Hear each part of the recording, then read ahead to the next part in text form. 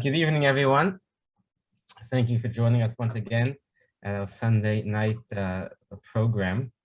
Our rabbis teach us that before the holidays, besides any type of technical preparation, such as purchasing your menorah and your oil, one is also required to do a spiritual preparation before the holidays in order that we get the most out of the holiday and observe it according to halacha properly, as well as allowing its meaning and its message to fully uplift us.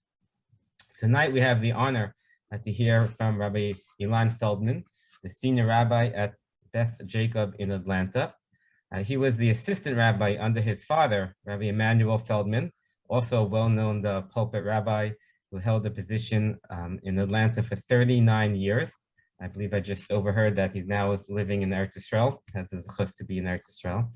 And Rabbi Ilan Feldman began his tenure as senior rabbi in 1991, and he has played a instrumental role in the development of the community.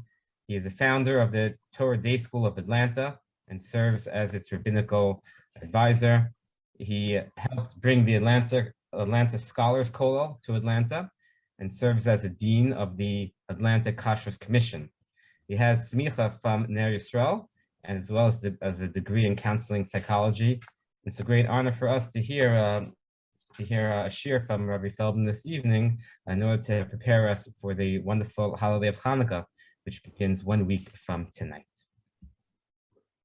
Rabbi Feldman, before you start on Hanukkah, if you could just maybe, for the New York participants, if you could tell us a little bit about maybe the history of your father and the Atlanta community, if you're comfortable giving us a minute or two before you go into the Hanukkah lecture. I really want to thank you for tonight.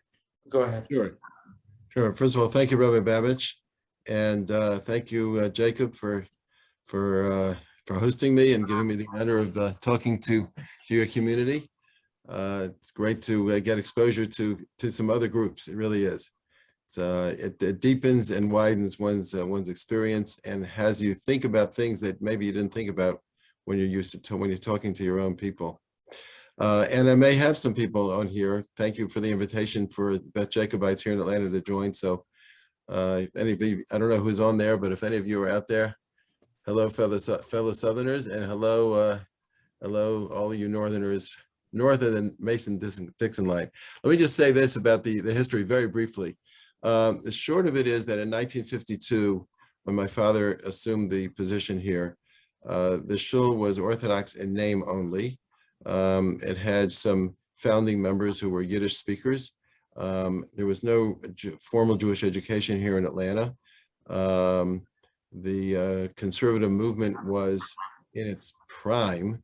There was a Slobodka-educated rabbi who was leading the conservative synagogue, and about a year after my father got here, they introduced mixed seating, and that was the kind of synagogue. It was a very small synagogue with about 40 members when he got here, and over the years, over many years, slowly people began to absorb different observances into their lives. The fact is that my father will tell you, and I'll just say this very quickly because I think this startles a lot of people. He served here for about 10 years, during which time the synagogue actually lost some members. And not a single person became observant during that time. So the first 10 years of my father's service here in Atlanta, contrary to the kind of script we like to write about how somebody comes in and just turns around a community, there really wasn't even a lot of reason to be excited. And what we know is the Baal Tshuva movement hadn't even started anywhere in the country, so to speak. Anyway, starting around the late 60s and on, the community really saw a tremendous growth, both in numbers and in spiritual intensity, as people began to move into the neighborhood, to begin to walk to Shul and Shabbos, and so on and so forth. When I returned after my years studying out of town, I returned to be my father's assistant in 1980.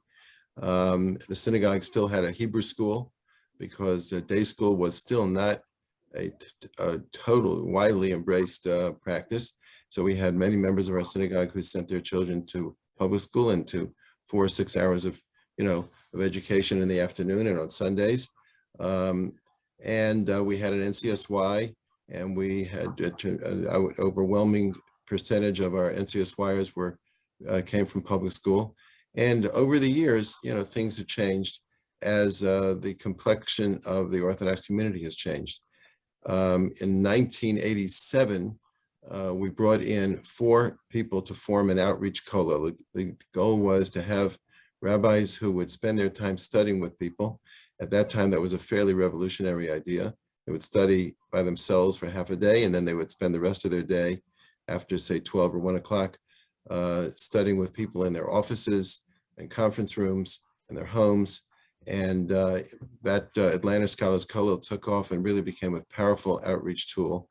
And it really energized our community as well and helped define it. Anyway, that's the short of it. We have a shul that is very diverse, I would say that.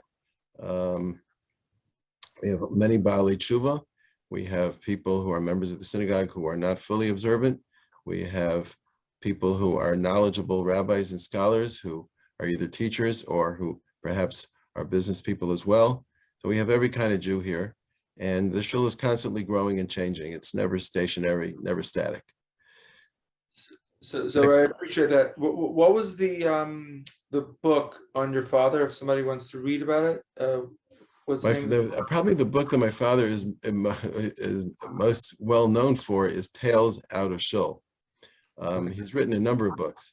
Tales Out of Shul is one of them, and that's the one that really just not just strikes a chord, but really inspires people. It's an amazing, almost a diary form of a book, but it really gives a glimpse into what the challenges and victories were during his 39 years. He's author of other books as well, by the way. And there's one called On Judaism, which is a dialogue between a guy named David, who is pretty skeptical about Judaism, and a rabbi. And unfortunately, David loses the argument all the time, but he puts up a good fight. It's a good book, On Judaism. And I was to say before the rabbi starts that I was in Atlanta several years ago, and if anyone goes to Atlanta, Rabbi Feldman is a great host, and his shul is a really warm, welcoming place. And if I recall, there were about 200 people in shul Friday night, which was pretty incredible to see. So either way, so thank you again, Rabbi. But let's go ahead. Sorry. Thank you very much. So I chose to talk about Hanukkah. It's obviously a very timely topic, and Hanukkah is so easily trivialized. Actually, before we get into talking about it, I just want to encourage anybody who's listening, if they want to use the chat to come up with any questions. If anything is, I don't know if the hosts have the ability, if people have the ability to unmute themselves. Yes, what we usually do, Rabbi, is they can put stuff on the chat at the end of your lecture. We'll look at it and excellent. Include anything. All right, and Jacob, if there's anything burning or anything that you think needs attention right away, feel free to interrupt. Thank you, Rabbi. So so Hanukkah is such an easily trivialized Yom Tov. I call it a Yom Tov because I think that it really has tremendous spiritual significance, as I'm going to try to demonstrate in our talk tonight. But my goal tonight is really for people to leave this talk recognizing that Hanukkah provides a critical spiritual powers that enable the Jewish people as a whole and individuals, Jewish people, to survive our experience in exile. And exile we still are in. And as we'll see, when I talk about exile, I don't just mean geographic exile, that too, but we also mean another kind of exile. So the goal really is for people to see that from Hanukkah we can get some very critical spiritual powers that are provided. And in so doing, I think we'll see that Hanukkah is not a holiday that should be trivialized. It's nowadays, I wince when I see Christmas trivialized. Not that I have any spiritual relationship or religious relationship with Christmas, but when there's supposed to be a message and the message is truncated or avoided or eradicated or otherwise trivialized, it's painful to see when there's an opportunity for growth. So lahavdil, so to speak, Hanukkah is a very, very special and holy time. So I'm going to contend that Hanukkah reveals a spiritual reality, a certain spiritual current that was always there, that we have to tap into in order to be able to continue to grow and thrive and ultimately reach the destiny of Jewish history, which is the days of Mashiach. So I'm going to show that the energy of Hanukkah, the spiritual energy and the spiritual truths of Hanukkah were always there in the world from the beginning. We say in the Al Hanisim prayer, the special prayer that's added in the davening 3 times a day and on Shabbos, and we say it as well during Birkas Hamazon, during Grace After Meals. We say, who perform miracles by Yomim Hahem Bazman Hazeh. It's a very odd structure. In those days, at this time. So, of course, we sometimes don't expect the sitter to speak in language that speaks to us. So we kind of ignore that. But it's really a kind of like an interesting way of phrasing it. In those days, at this time, the point, I believe, is that what happened then, but what we gain from it and what it makes available to us is here right now by Bizman Hazeh. And that's the whole point. So we're not just recognizing some event from a long time ago. I want to start with a series of questions. A lot of questions. They're not necessarily related to each other, but I believe that in approaching a deeper understanding of Hanukkah, we'll be able to answer these questions. So how do you capture, are you saying the spirituality of Hanukkah was always there? So how do you capture that over the 8 days? What's the best way to capture that? I'm gonna answer that question. It's a great question. I'm gonna answer that. And if it's not clear, hold me to it, okay? I'll give the short answer is we're going to not only do Hallel and do Al Hanisim, but we're going to become that. We're actually going to personify the essence of Hallel and Al Hanisim in our lives. That's the short answer. And we'll try to develop that here. Great, perfect question. So the question number 1, the obvious question, why do we care about the events of Hanukkah now? This happened in the year 165 before the Common Era. So something important happened then. I'm really, there's no question about it. But why do we care about that now? Was it such a dramatic development in the course of Jewish history that we have a holiday to commemorate specifically those events? And what are we celebrating when we're celebrating Hanukkah based on those events? Is it the military victory that the Maccabees had?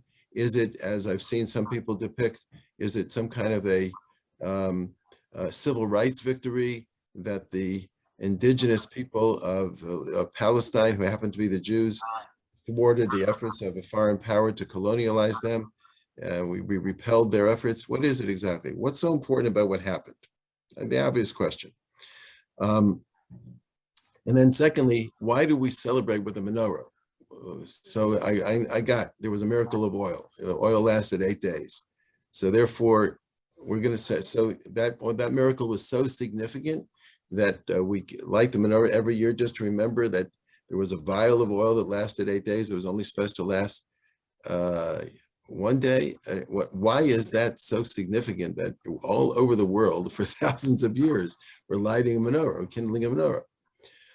And then why do we celebrate by Hallel, by reciting Hallel and Al Hanisim? In other words, most of the time when we recite Hallel, that's something we do during the holiday, meaning Sukkot. So the festival of Sukkot or Sukkot. We have a 7 or 8 day holiday, and we have various practices. We live in a sukkah, we eat our meals there, we sleep there, we take a little of an esrog, the 4 species, and during that time we say Hallel. No one would say that the observance of Sukkot is completed by Hallel. That's something that we do. And the extra paragraph that we insert in Shemona Esrei, what we call the Yalav Yavo, that's not the definition of the holiday. That's something we do on the holiday.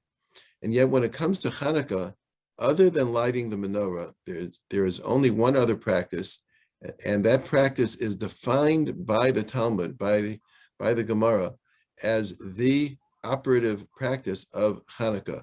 The term the Gemara uses is v'kav'um b'halel v'hodah. The sages established Chanukah through Hallel and Hodah, which is acknowledging the miracle. So that means that the way to celebrate, the way to observe the holiday, is to say Hallel and to say Al Hanisim. There's nothing else to do other than lighting the menorah, but the way that the holiday itself is actually celebrated is through reciting Hallel. So this is really unusual. Matter of fact, if you want to look up the laws of reciting Hallel in the Rambam, in his code, in Maimonides' code, if you look it up, you will search in vain for any laws of Hallel. You have to look for the laws of Chanukah. And in the laws of Chanukah, even before he describes how to do the menorah thoroughly, he describes in great detail how to recite Hallel, which passages are recited responsibly. So the laws of Hallel find a home in, of all places, Chanukah, even though there are much more significant holidays during which Hallel is recited. And I would have even predicted that Maimonides would have designated a whole chapter, a whole section with a title, the laws of Hallel. Instead, he tucks it in to the laws of Chanukah. And that tells me that he conceptualizes Hallel as actually a basic observance of the holiday that defines the holiday. So why is it that way? What is it about Hallel, or what is it about Hanukkah that would have Hallel be that definitive of the holiday? And the same with Al Hanisim, that prayer that we throw into Birkas Hamazon, to benching, to grace after meals, and that we throw into the Shemona Esrei during the Modim when we're thanking God for our daily miracles. Why is that the definition of the holiday? And what are we thanking him for anyway? What are we thanking him for? All right, another question. The very end of the Al Hanisim ends with the following statement. After we go through the miracles, the many in the hands of the few, the strong in the hands of the weak, the defiled in the hands of the righteous, and we came into the temple and we purified it. After we get through the whole description of the miracle, when we recite this Al Hanisim prayer, we say the following thing: V'kavu shmonas yemei Chanukah elu. And they, the sages, established these 8 days, lahodos ulahalel l'shimcha gadol, to acknowledge and to praise your great name. Now that sentence doesn't belong in a prayer which is devoted to saying thank you. You don't give historical data to the creator of the universe as to why I'm sitting here saying thank you. You know why I'm saying thank you? I just have to tell you, because the sages established these 8 days as days of thank you. That's why I'm saying thank you. That's not your job. Your job is to say thank you. So when you come to the paragraph of Modim Anachnu Lach, we acknowledge you, that you are our God and the God of our ancestors, and you perform miracles every single day, morning, afternoon, and evening. We thank you so much for that. And Al Hanisim, and also we thank you for the miracles. And we go through and describe the whole miracle. Why do we then end off with, and they established these 8 days to give thank you? I know, that's what we're doing. You don't have to tell God why I'm standing here saying thank you. What's going on over here. So why is that thrown in? And just for comparison's sake, if you look at the Al Hanisim, the matching Al Hanisim for Purim, there we describe the miracle. I won't go into detail now, but we describe the miracle and we finish. We thank God for the miracle. We now thank you for this miracle. Here's what happened, and we go on. Here, with Purim, we don't have, and we established a day of Purim to read the Megillah and to send Shlach. We don't do that because it's not necessary. We're sitting here in a paragraph saying thank you. So why is this line included in this paragraph that's known as Al Hanisim, which is to thank God for the miracles? How does this in any way say thank you? Now, also in that paragraph, you go through the whole paragraph and you're looking in vain for the one thing that you know is miraculous, the miracle of the oil. They only had oil for 1 day. It lasted 8 days. You go through the whole paragraph in which we're thanking God for the miracles of Hanukkah, and doesn't say anything about the miracle of the oil. It's not even mentioned in there. It's as if that's not even important. Now, it does say, "V'hidliku neros b'chatzros kochecha." It does say they kindled lights in your courtyards. That can't be a reference to the menorah. You know why? Because the menorah isn't in the courtyard. The menorah is inside the actual heichal, inside the actual structure of the temple. It's accessed through an antechamber, and then after you go through that, you get into the heichal. It's before the Holy of Holies, but it's totally enclosed. It's not in the chatzer, it's not in the courtyard, and it's not plural. It's a menorah. So when it says v'hidliku neros b'chatzros kochecha, they lit lights in the courtyards of your holy edifice. What is that talking about? It's certainly not talking about the menorah. Frankly, I don't know what it is talking about, but it's not talking about the menorah. The menorah was not lit in the chatzer. So why don't we mention the menorah? That's the miracle. That's a big miracle. All right. The other thing is, if you know anything about the history of Chanukah, you'll know that Chanukah didn't resolve anything. We had a problem before. We had Hellenized Jews who were adopting Hellenism in great numbers, and you had Jews who refused to do that, and there was a civil war, and the civil war continued after the Chanukah story. The Greek influence was never entirely subdued or eliminated, and not only that, just geographically, the Hashmonaim were able to come back into the temple and control the temple, but there were huge swaths of the land of Israel that were still controlled by the Greeks, even after the events of the story of Hanukkah. So why are we celebrating Hanukkah if it didn't even resolve anything? It's not really, it's not even a military victory in the sense that it was a military victory in one limited place, but we still had the Greeks over a significant part of the land of Israel. And ultimately, things don't end well. The fact is that as a result of the continued civil war, ultimately the Romans are brought in, and ultimately they're going to end up destroying the temple. So why are we celebrating Hanukkah? It didn't resolve anything. Another question, there's a famous medrash, and like I always say, famous is only famous to the people who know it. For those who don't know it, it's not famous. So I'll just say, there's a medrash at the very beginning of Bereshis, a medrash rabbah, in which Reish Lakish, one of the great Amoraim of the Talmudic period, that he sees in the opening passages of Genesis a prediction of the 4 exiles that the Jewish people are going to experience, which is kind of odd because there's no world yet. It says the world was tohu v'vahu, null, without a void, without form, v'choshech al pnei tehom, and there was darkness on the face of the deep. So Reish Lakish says, and we won't go through all the details, but Reish Lakish deciphers each of these phrases, void, without form, and he shows that void refers to the Babylonian exile. Without form refers to the Median Persian exile. Darkness refers to the Greek exile. And the deep refers to the Edomite or Roman exile. Now, the Babylonian exile, I understand that. That's a real exile. We were dragged into exile. The Median Persian exile, that was a real exile. They dominated and controlled our destiny. The Roman exile, Edom, the invasion, the destruction of the temple, that was an exile. Where is their exile with Greece? There was no exile. We were right there in our land. The Greeks came to us. We didn't go to them.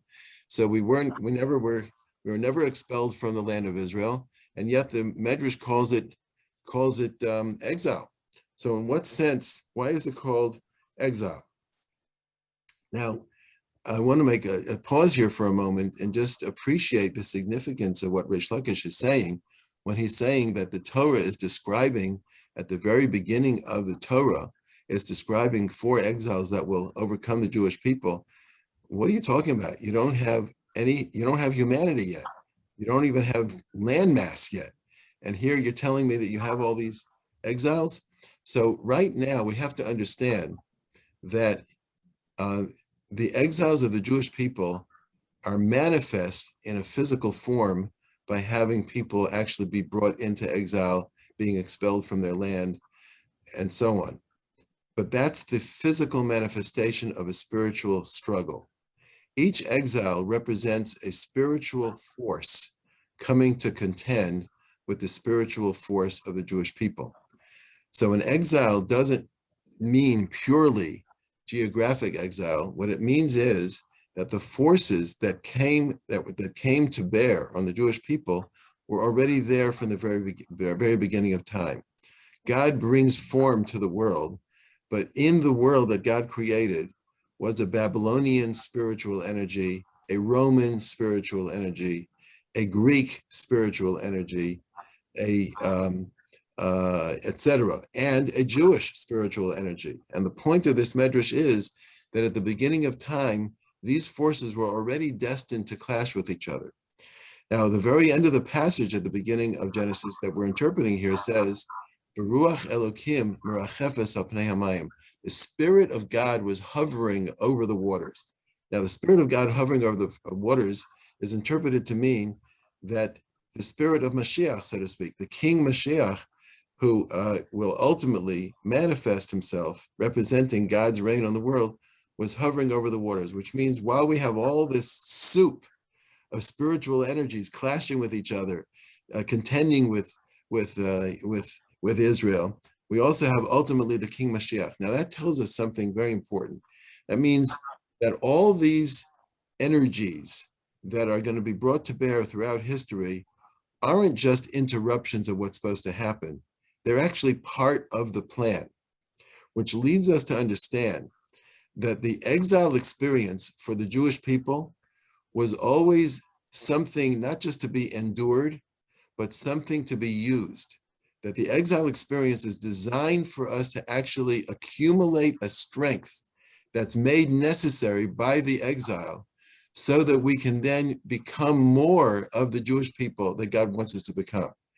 And therefore, the Spirit of God is hovering over the waters. These waters contain the darkness of Rome, of Greece, and the depth of the Roman exile, and the chaos of the Babylonian exile.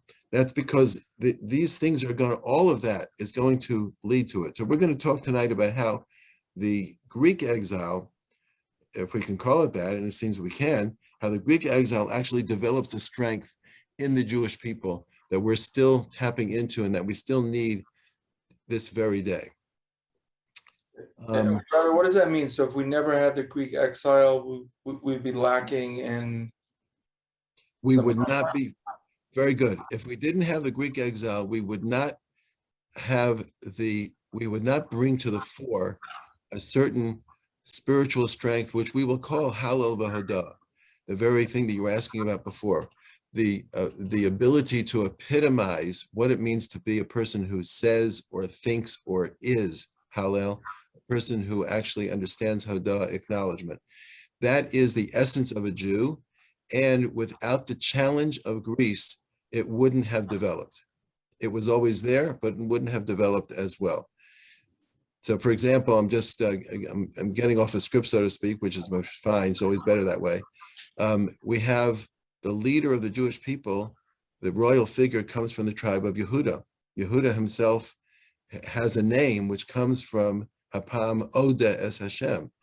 His mother Leah says, "Now I will give thanks to God." So Yehuda's essence is all about acknowledgement. So it's already there beforehand, but the development of that trait and that capacity and that devoting of self to Hodah, to acknowledgement of God, to knowing that he owes me nothing, and to feel gratitude and recognition that I am not here to accumulate, and so on and so forth. All of that is there in potential.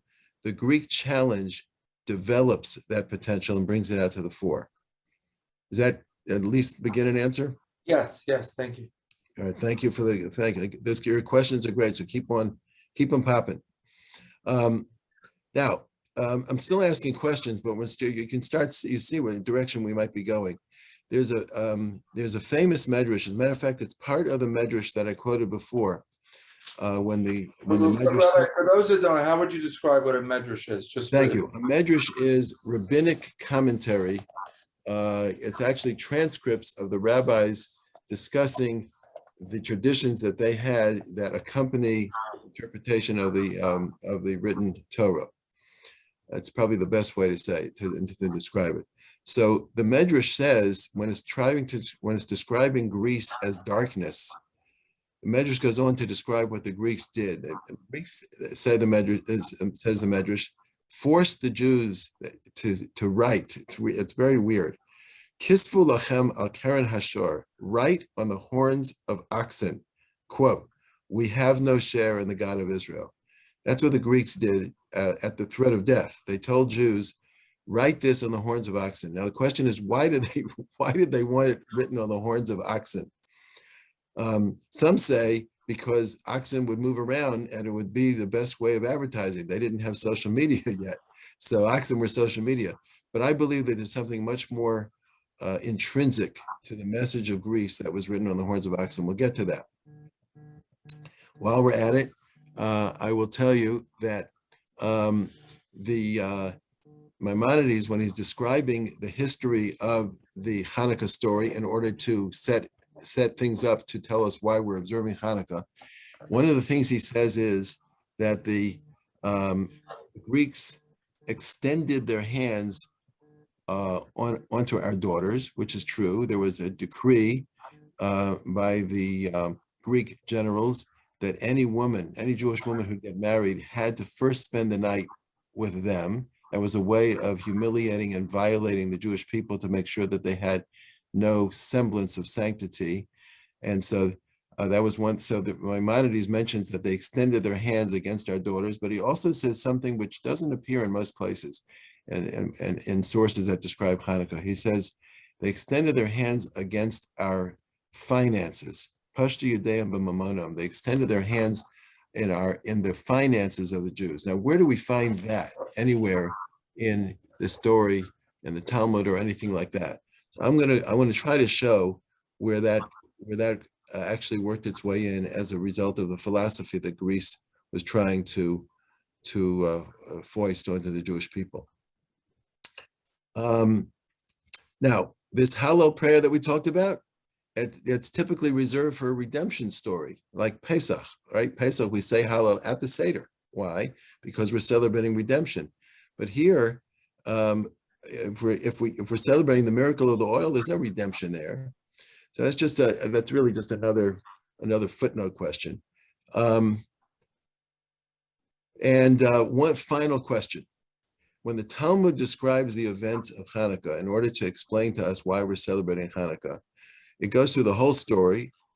Let's assume we know that story. They came into the temple after the Greeks had defiled it. They found one flask of oil. It was only enough for one day. It lasted 8 days. And then the Talmud says, Lashana acheres, another year. Maybe it means next year, but it specifically means some other year other than then. They established these days as days of celebration, during which we don't fast and during which we don't eulogize, and we offer Hallel and Hadah. Why does the Talmud use that term, Lashana Acheres, another year? Why is it so important that it was another year? Why not right there on the spot? They had this miracle and they established a holiday. What's this business about Lashana Acheres? All right, so in order to address these things, I want to assert something that I got from my teacher, Rabbi Shmuel Yaakov Weinberg. One of the major principles that he shared with us about rabbinic holidays, right? We know that Hanukkah and Purim are rabbinic holidays, meaning you search in vain anywhere in the Torah for any direct open reference to Hanukkah or Purim, right? We have Rosh Hashanah in the Torah. We have Yom Kippur in the Torah. We have Sukkot in the Torah. We have Pesach in the Torah. We have Shavuos in the Torah. But there's no reference to Hanukkah in the Torah. The events of Hanukkah didn't happen until well after the Torah was given. The events of Purim happened after the first exile. They happened towards the end of the Babylonian Median exile. So those two holidays are rabbinic holidays. Rabbi Weinberg taught us in many different ways that the whole idea of a rabbinic holiday is exactly what we were saying, to provide a tool that we need to get through the exile.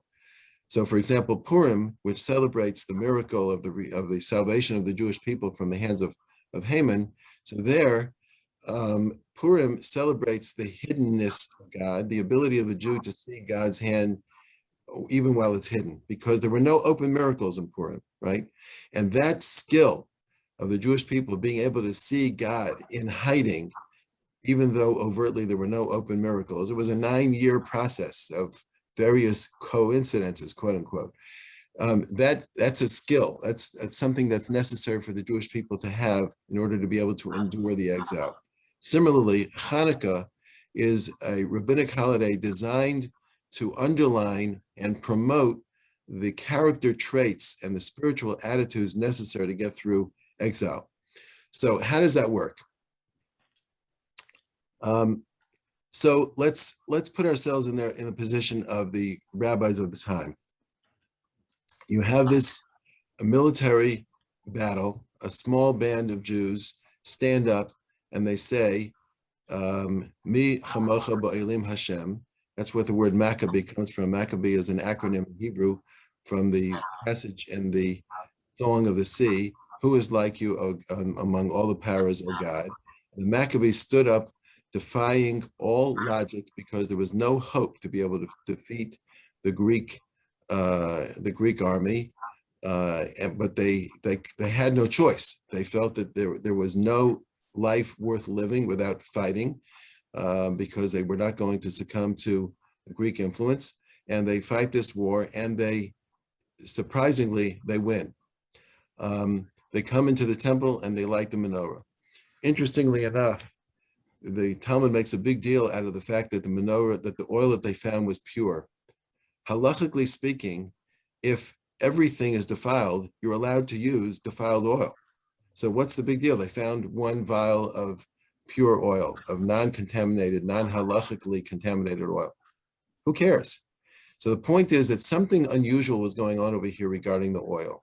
The oil was telegraphing a message to the participants in this military victory that you should know that this is not about a military victory. It's not a political victory. It's really a kind of like, it's almost like God was pointing to the menorah and saying, it's a miracle of the menorah. It's a miracle about what the menorah stands for. And the menorah stands for the wisdom of the Torah. The light of the menorah stands for the light of the Torah, the wisdom of the Torah. What's the wisdom of the Torah? The wisdom of the Torah is the wisdom of God. It's God's revealed wisdom as shared with man through the giving of the Torah. It's wisdom that we wouldn't arrive at ourselves using human logic. It's the creator of the universe's version of reality. And our job is to absorb that light, that Torah, right? And the menorah represents the light of the Torah. The Talmud in many places says that harotza lahachkim rad yadrim. Somebody who wants to become wise should go to the south. Why? Because the menorah was on the south side of the tabernacle. Literally Atlanta. Go ahead. Exactly. That's why that's what we're very proud down here in Atlanta, Georgia. Exactly. But we don't go that far down to Miami because that's too far south, and then that becomes the north again. That's another story. Anyway, but the point is that the menorah represents the wisdom of the Torah itself. The miracle of the menorah was not a big deal in and of itself. It wasn't even necessary halachically, but it was necessary to telegraph what the nature of the entire victory over the Greeks was about. It was the transcendence of Torah wisdom over Greek wisdom. Now here we have to pause and we have to understand something. The Greeks are responsible for a major portion of the civilized world's thought.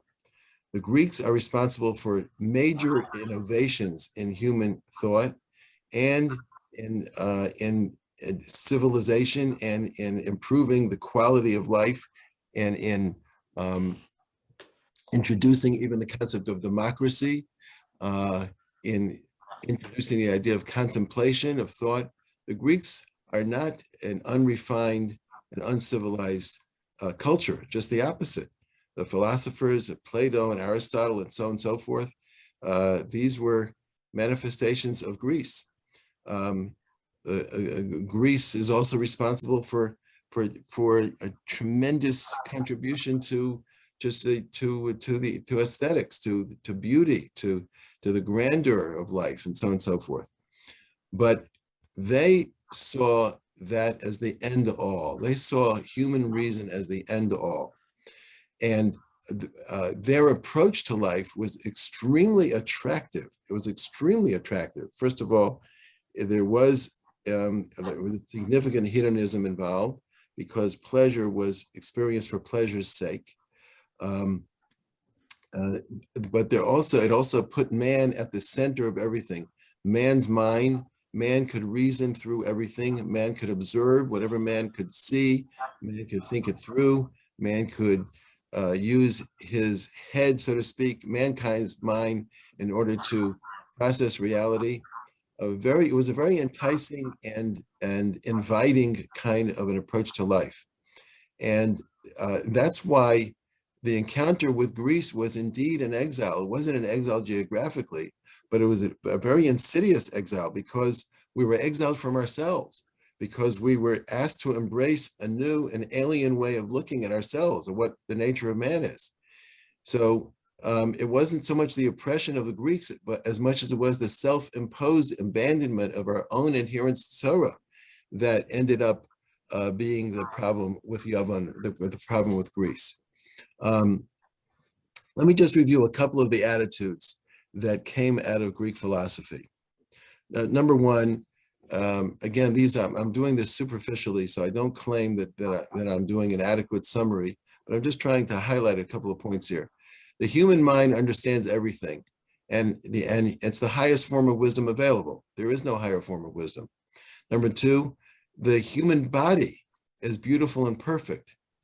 It's actually to be worshipped. That's why Greek gods took the form of human beings to a significant degree, because the human body was the height of beauty and perfection. In fact, that's why the Greeks opposed circumcision, because how dare you imply that there's some improvement to the physical body that needs to happen? Why in the world would you put a mark or in any way improve the human body? So, and life is about beauty. Beauty itself is the highest form of human achievement. Reality is what you perceive with your senses. We can trust our senses to tell us the whole truth. Truth is what we see. What we don't see is not true. It doesn't exist. If we can't see it, if we can't sense it, then it doesn't exist. And like almost a corollary of that, the world is all there is and all that matters. Whatever you see in the world, that's all that matters. There's nothing, if you can't see it, it doesn't matter. And therefore, we are subject to nature and natural law. And all you have to do is follow the science, so to speak. Follow the science, and that's what we're here for. Now, the Jewish view is quite different. You can sense that. So first of all, we believe in the vision that was given to Jacob, our forefather, the famous ladder dream. There's a ladder firmly based on earth and its head is reaching the heavens. So we believe in the unity of the physical universe with the spiritual universe. We don't believe there's two different worlds. We believe that God created one world with physical dimensions and spiritual dimensions. And we believe that our job is to connect the two, to bring the two together. That's the ladder with angels going up and coming down. The idea is that we're supposed to sanctify the physical world. We're supposed to use it for a higher purpose. The physical world is not the end all of everything. It's a tool to be used. We believe that man is here to imitate God. We're supposed to take on the characteristics of God: benevolence, loving kindness, patience, compassion. We believe that power is in mastering oneself, in discipline, in actually funneling our strength, not in overpowering another person. That's not a measure of power. A measure of power is when we can master ourselves and actually become people who make choices and are not driven by our passions. And we believe actually in transformation, that we actually can transform ourselves to something approaching an angel. That's the whole symbolism of circumcision, which the Greeks opposed. We don't believe in the perfection of man. We believe that only God is perfect, and our job is to try to emulate him as much as possible. There's a German philosopher, Heinrich Heine. Heinrich Heine was a poet, a philosopher. He suggested that for the Greeks, beauty was truth, whereas for the Jews, truth was beauty. The Greeks idealized philosophic speculation and meditation, theoretical meditation. The Jews emphasized conduct, moral and ethical behavior in daily affairs. The idea was that we're supposed to actually accomplish something on behalf of God, so to speak. So it's not that we don't value beauty, but we recognize that beauty is surface unless it's used for something higher. We're interested in an internal world. The Jew is interested in what's going on inside. How's my soul doing? How am I developing my soul? Matter of fact, there's an interesting, if you know a little Hebrew, you'll appreciate this. If you don't, you can still, I think, relate to it. The word for Greece in Hebrew is Yavan. Yavan really, if you took 3 lines and wrote them right to left, and each line was longer than the one before it, you write a little tiny yud, one straight line, and then you write a little vav, which is a little longer, the same straight line, but a little longer than the previous yud, and then a longer line, finally, which is the final nun, that's Yavan, that spells Yavan. Now you take the letter tzaddik, which means righteous, and put that letter right next to the word Yavan, and you get Sion, which is Zion. Our idea of the ultimate is righteousness. We take beauty and we use it, so to speak, to elevate the world. It is not an end all in and of itself. That's Zion. Sion is a marker, so to speak. Mount Zion is this marker that points our attention heavenward. That's what the temple was all about, the place of the union of heaven and earth. I will even contend that anti-Semitism is very much the recognition that as long as the Jew exists, man cannot pursue his own passion, cannot make up his own rules, has to submit to a higher power. We cannot create a God in our own image. That's what the existence of the Jew says. That drives the world crazy because we want to be in charge of our own destiny. We want to be all powerful. We think that we are the highest form of reason, and the Jew comes along, even if the Jew at that moment happens not to be a Jew who knows or practices or is observant or is a believer, it doesn't matter. The Jew is an entity that represents the idea that there's a God in the world. We didn't create him, and he doesn't reflect our nature. We try to reflect his nature, and he actually has a superior intellect because he's the creator of the universe. We are creatures, not creators, at least in that sense. That's the source of anti-Semitism. That's really the battle. This is an age-old battle. And that's why at the beginning of time, these forces are already there because God creates a world in order for the world to know him. And he also creates a world in which there's going to be counter forces in order to really sharpen and ultimately define the purpose of existence. But it comes through a certain form of attention. So therefore, all these forces are there at the beginning of time. The ultimate goal is the Spirit of God is hovering over the waters. At the end of time, God will be known as the king over the entire world. But that's going to take time, and it's going to take friction. It's going to take the Jewish people persevering over those forces that would like to deny the existence of God. All right, so what's fascinating about that source that I quoted before, that Medrash, is that it says that darkness was over the face of the deep. Choshech al pnei tehom. And the Medrash says that tehom, the deep, means Rome, which means the Medrash predicts that the Jews are going to have to endure the Greek exile while they're enduring the Roman exile. Darkness, Greece, over the face of the deep, Rome. Why is Rome called the deep? Because, for 2 reasons. First of all, because it's an endless exile. This exile doesn't seem to have an end. I mean, when is it going to end? We say, Ad Masai. I'll never forget one of the descriptions of the Jews who were liberated from the concentration camps after they had been through the horrors of the concentration camps and the suffering. The Allied troops come to the gates of the camps and open the gates, And as far as the people in the concentration camps were concerned, these were angels of God. This was it. This was liberation. This was the Mashiach coming. They could not imagine that after they had gone through all that they had gone through and lost the loved ones and had the torture that they experienced and the deprivation and so on and so forth, that now the liberators came. Obviously, this was the end of suffering. It was over. And it wasn't. Many of them went on to terrible suffering after they got out of the camps. The point is that the Roman exile is an endless, deep experience for the Jewish people that doesn't seem to have an end. As a matter of fact, some of our brethren have given up.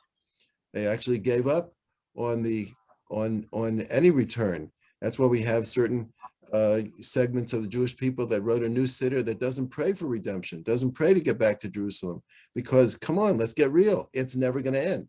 That's the Roman exile. But the Roman exile is also deep because there's no end to the kind of suffering that every kind of suffering that human beings can inflict on another has been inflicted on the Jewish people from the time of the destruction of the temple till now.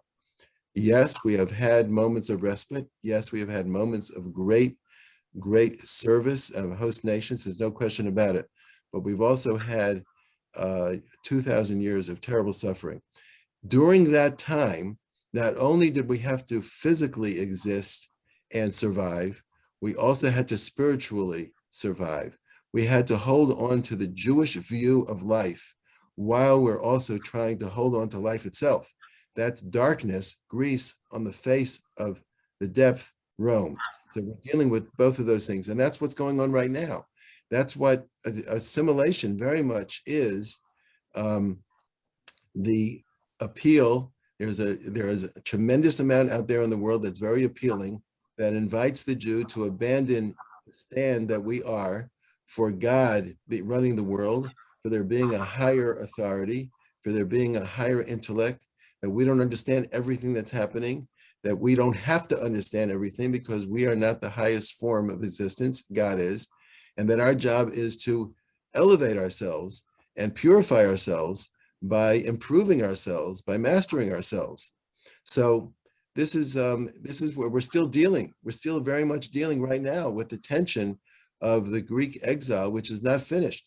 Chanukah comes along and through the miracle of the Menorah telegraphs, hey guys, this is a miracle that will teach you what the Jewish source of strength is throughout history. So the miracle of the oil teaches us about the nature of the victory itself. The reason Maimonides codifies the laws of Hallel right here is because that's what Hallel is all about. What does it mean to sing songs of praise to God? What it means is that we recognize that we're here to point our finger up. We're here to tell the world, look up. There is a supervisor, there's an authority, there's a plan, there's a purpose, there's meaning in life. That's what we're all about. Hallel is singing songs to the Creator. That's what it's all about. So the way to actually celebrate the victory over Greece is actually to epitomize what it is to recognize that God is in charge. And that's the singing, that's the recitation of Hallel. So I always point out to people, on Hanukkah, you've got 8 days. Don't think that your job is, okay, services are a little bit longer now. When you go to shul and you're gonna offer your morning service, it's gonna be a little longer because you have Hallel. So get it done as quickly as possible because we got a crowded schedule. The point of Hallel is not the actual recitation of a few passages in Psalm 118 and Psalm 117. The point of Hallel is for us to learn how to notice God and sing appreciation, to recognize that God's running our lives, that He's the source of all our gifts, that every time I inhale, I'm inhaling from God, that He put me here for a reason, that I can do His work in this world, that I can actually represent Him here, that I can actually serve Him, that I can elevate myself and my family, that I can give meaning to my life. All of that is worthy of song. So we can be a song all day long. We can be Hallel all day long. That's what Hanukkah is all about. So Rabbi Feldman, so if that realization is more realized during those 8 days, therefore what? Meaning, in other words, if I realize Hashem runs the world more during Hanukkah as opposed to before or after, then how's that going Hence my Very life. good. So very good. I would say that we should look at all holidays as, excuse the analogy, filling stations. You refuel during a certain period of time, and then you take that fuel and you use it all year long. So we don't just practice Hallel on Hanukkah. We fill up with Hallel on Hanukkah, and then we go all year long being people who epitomize Hallel in our lives, in our daily lives, in our relationship with our spouses, and with our children, with our parents, and with our business partners. We're actually a people who appreciate, who say thank you, who acknowledge the good that we get from others, who acknowledge that God above is always good to us, who are looking always for that kind of thing. So it's not just on Hanukkah. Hanukkah, though, reminds us, so to speak, through not just the story, but through the victory, through the sacrifice that people undertook in order to repel Greek philosophy. It wasn't Greek colonialism, it was Greek philosophy. The thing about the Greeks, by the way, the Greeks actually didn't say you can't have your temple. The Greeks said, as long as you have your temple and you realize that it's just one way, because the Greeks, their whole thing is, tolerance, is no ultimate truth. And therefore, the Greeks were willing to have, okay, have your temple. Well, we're going to defile it because we're not going to say that there's an exclusive right way and a wrong way.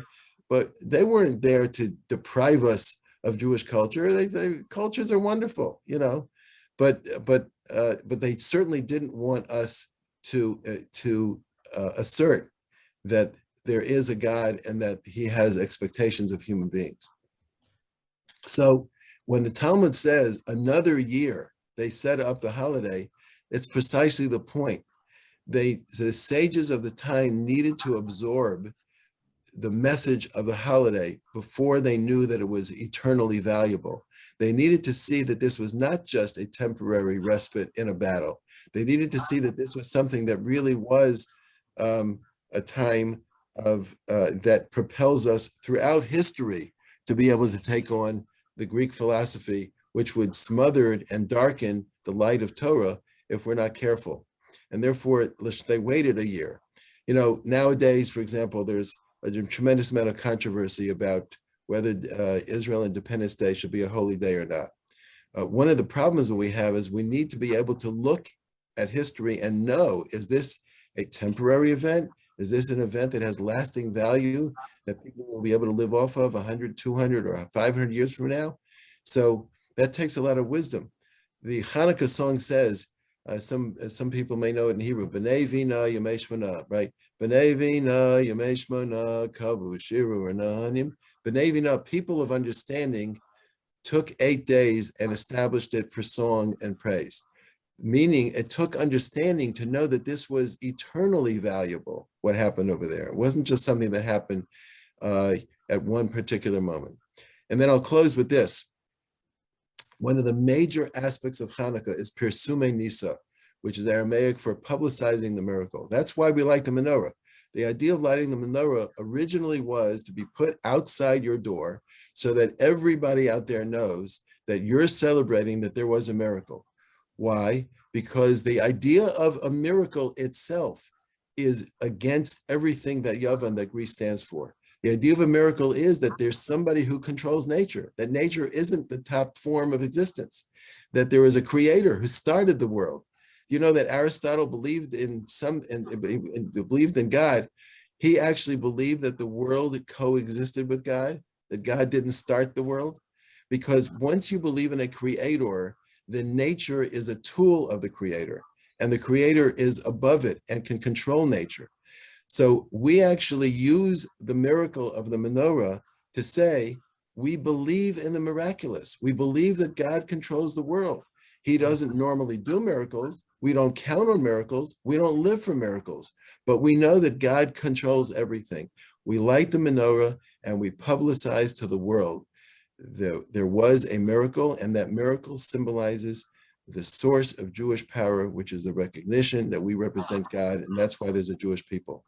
So most of the questions that we asked before, for example, why did the Greeks say, write this on the horn of an ox?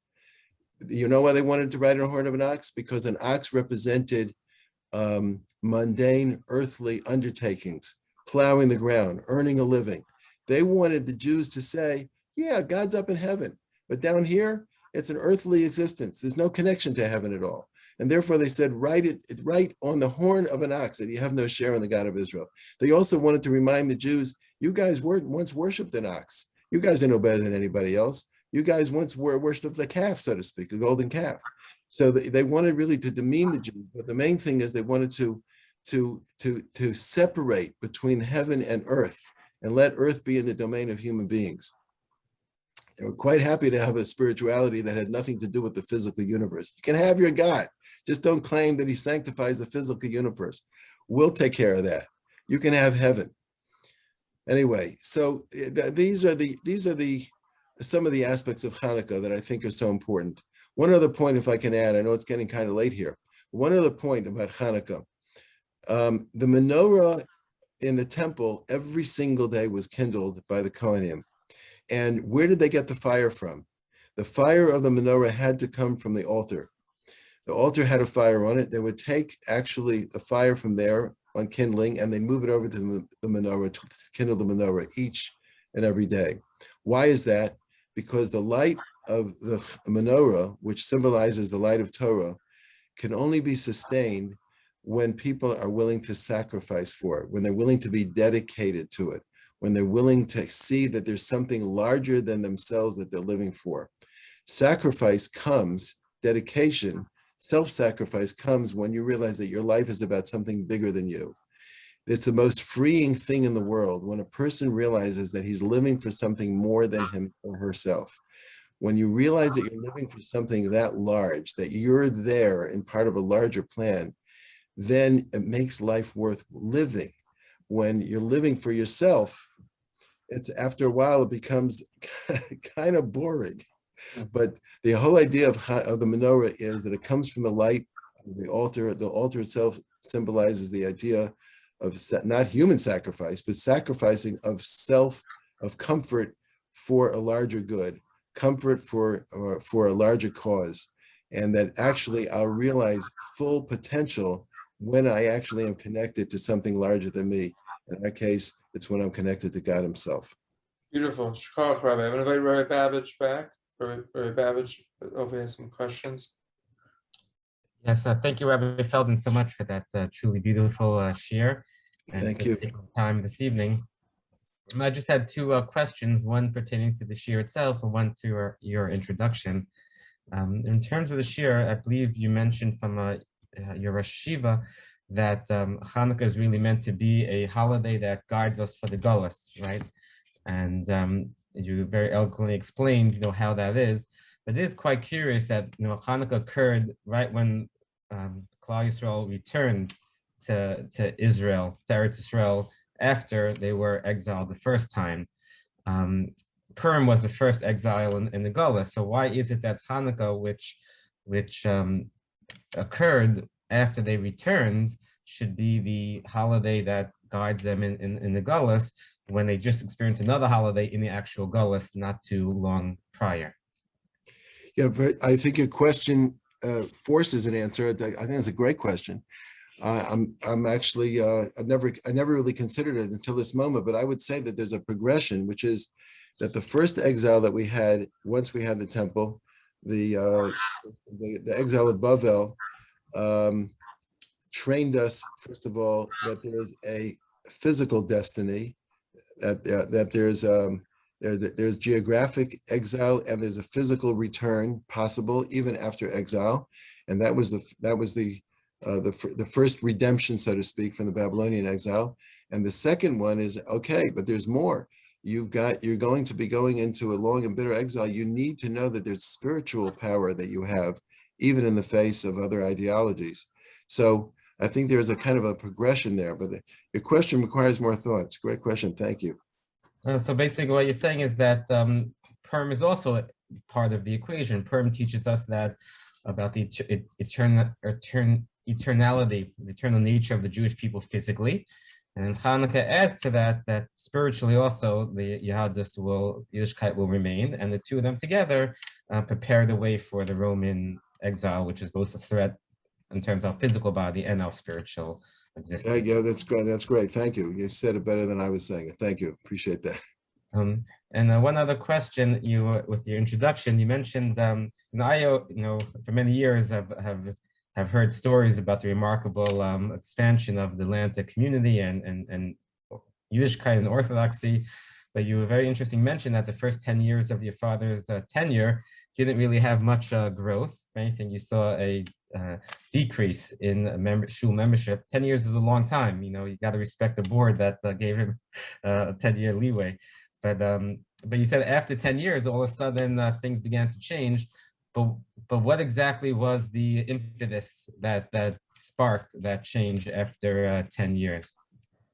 So first of all, I'm speaking through a mind's eye, going back into my childhood, and I'm going back to also conversations with my father that happened in adulthood. So I can't speak as an eyewitness as much as somebody who's kind of reclaiming memory. So I would say this: first of all, there were larger forces than just what went on here in Atlanta that came into play. The struggle for Soviet Jewry, the 6-Day War, really did a tremendous amount to wake Jews up to their own identity, to kind of counter the assimilationist trend that was so prevalent in the 50s and early 60s. So that played a big role. What my father succeeded in doing here in Atlanta was showing that you can be an American and also be a solid observant Jew at the same time. There was the notion that to modern ears, it sounds like some kind of obvious thing, but way back then, the idea was if you're going to be an American, you're not going to be an observant Jew. An observant Jew is some relic from Europe.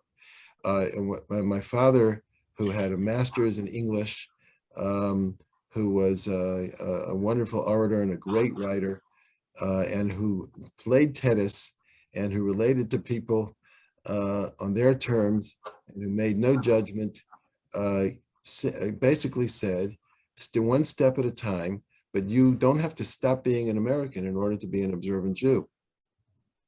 So I think that really carried the day. My father is a patient man, an unbelievably patient man. He was willing to see very small incremental changes and be satisfied with that. And he also recognized, I think, the difficulties that people had in changing their lifestyles. Thank you so much. Thank you. So Feldman, again, thank you so much for sharing, about Chanukah. It's coming up, but takes time to prepare. So you've Good. really enhanced our community, and we look forward to having you, with God's help, in New York, when our building's done and when COVID's over. And thank you so much for everything this evening. It's a pleasure. I'm honored to be part of this, and I hope it's time well spent for people now and whoever sees it later on. So be well. I'm sure we'll be. Okay, good night, Rabbi. To meet you. Thank you so much. Good night. Thank Happy Bye-bye.